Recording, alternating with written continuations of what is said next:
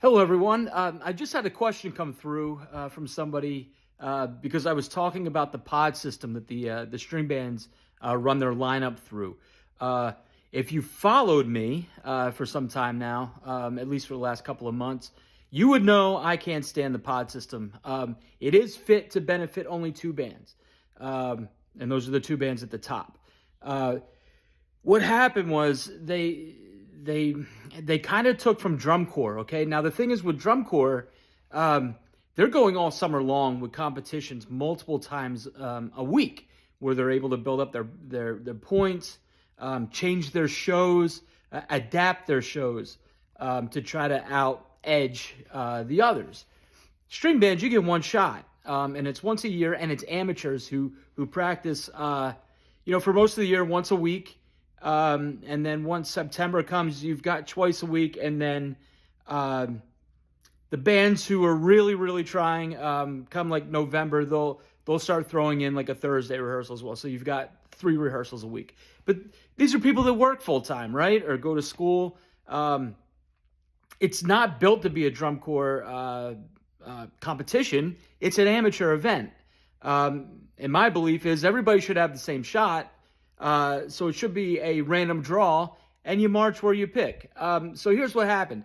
The pod system, they took the scoring, right? So you had your top five, then I think your middle six, and then the rest. And one year they said, okay, that's how we're going to group you now. So in their words, it's you're now being judged with like talent, okay? But I don't think they're understanding what that means. It's you're trying for first place, but you're cooked before you even show up on New Year's Day, essentially.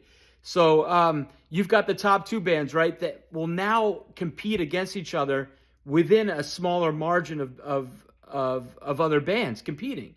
So the belief was, not so long ago, let's say 10 years ago, a band could go up second, be excellent,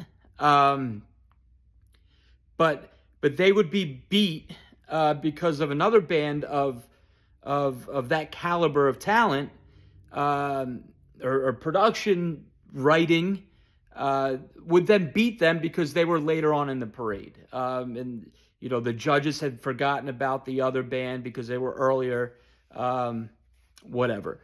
So now what they do is they take the top five bands, and they're lumped together in the lineup. So they're close to each other. So they are being compared to each other. And then there's another section. The middle group is always in the middle, okay? Sixth place through whatever they do now, nine, I think ninth. 6, 7, 8, 9. I think 9. They could be 10th. They're grouped together, and then you've got the bottom. I think bottom four are together. It's really difficult to break out of that, and if you pay attention, it's like Uptown. Uptown got into the top four in 2025, right?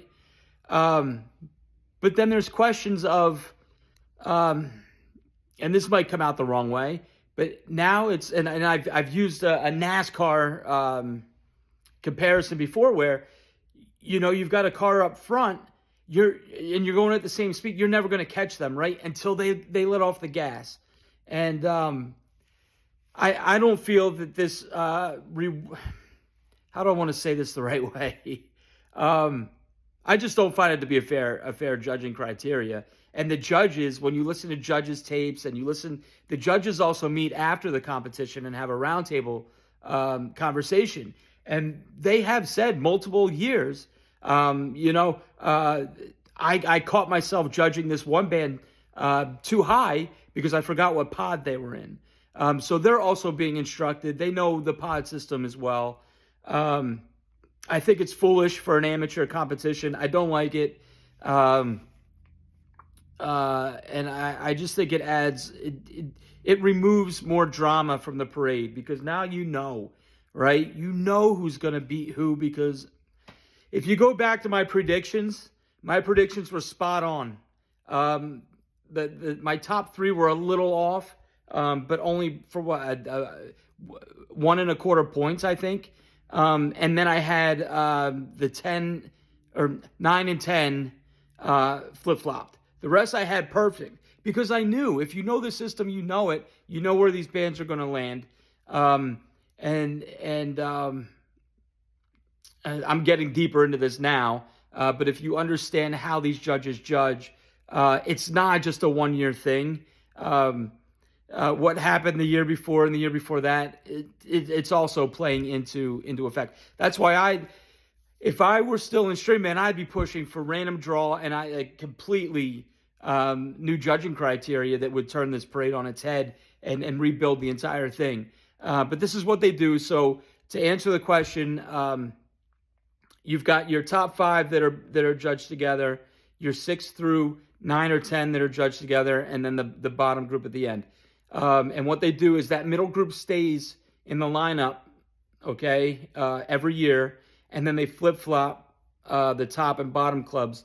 So this year, you saw like Quaker City, Fralinger, they were at the beginning of the parade, and the lower scoring clubs were at the back of the parade.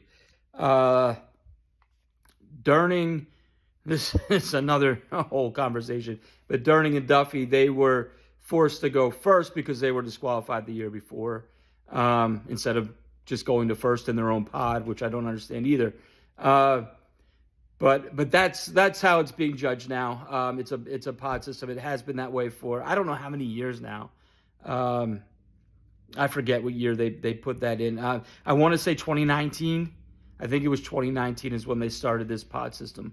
So yeah, I hope this helps. Yeah. So yeah, you can look out for that now, and now you know. All right. Thanks for asking the question. I appreciate it.